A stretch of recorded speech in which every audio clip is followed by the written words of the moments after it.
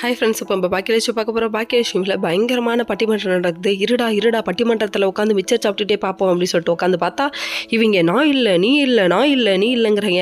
இப்போ என்னதான் சொல்ல வர முடியுவா? கோபியை வெளியே அனுப்ப முடியுமா முடியாதா அப்படின்னு சொல்லி கேட்டாங்க.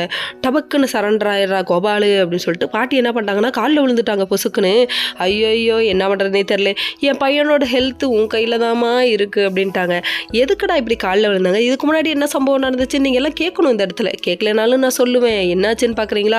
ஒன்றும் இல்லைங்க, வீட்டை விட்டு வெளியே போகணும் பாக்கியா சொன்னதுக்காக நான் வெளியே போகிறமான்னு ஒரு ஆக்டிங்கை போட்டு நெஞ்ச பிடிச்சிட்டு உட்காந்தாரு பாருங்க கோபி.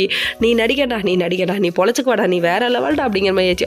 அங்கே போனால் நல்ல சோறு கிடைக்காது, அங்கே போனால் வர டீ கிடைக்காது, அங்கே போனால் நல்ல காஃபி கிடைக்காது, ஃபில்டர் காஃபி கிடைக்காது. இதெல்லாம் யோசிச்சு தம்பி என்ன பண்ணிட்டானா பிளான் பண்ணிட்டாரு போல. இங்கே செட்டில் ஆக நீ பிளான் பண்ணிட்டேன்னு நல்லா தெரியுதுராப்பா சாமி அப்படிங்கிற மாதிரி இருக்குது. இதை பார்த்தோன்னே அதுக்கப்புறம் வந்துட்டு பாக்கியாவால் எதுவுமே பேச முடியலங்க. என்னங்க பண்ண முடியும்? பாட்டி வந்து காலில் பொசுக்குன்னு விழுந்துட்டாங்களே, அதனால அமைதியாக போயிட்டாங்க. முன்னோட மௌனம் சம்மதத்துக்கு அறிகுறின்னு எடுத்துக்கிட்டுமா அப்படின்னு கேட்டாங்க. எருமை வேணா பிடிச்ச எருமை, அதை காலில் விழுந்துட்டு அப்புறம் என்ன அப்படிங்கிற மாதிரி ஆயிடுச்சு. அதுக்கப்புறம் இவங்க ஒரு பக்கம் எதுவுமே பேசாமல் திரும்பி போக ஜெனி ஒரு பக்கம் ஆன்ட்டி எல்லாரும் போட்டு கஷ்டப்படுத்துறாங்கன்னு திட்ட ஆரம்பிச்சிட்டாங்க.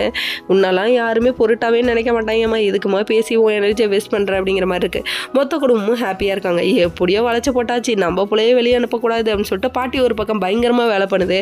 பாட்டி நீ கில்லாடி ரங்கா, கேடி பிள்ளா கில்லாடி ரங்கான்னு இப்போ நல்லா தெரியுது பாட்டி அப்படிங்கிற மாதிரி ஆயிடுச்சு.